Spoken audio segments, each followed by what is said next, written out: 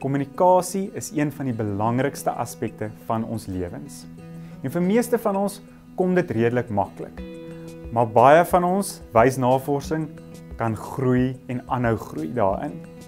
85% van mense verkies dit om eerder met iemand te praat wat goed kan luister, as iemand wat goed kan terugpraat.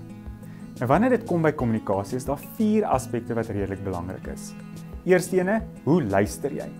Tweedens, wat doen jy met dit wat jy hoor? Hoe dink jy daaroor?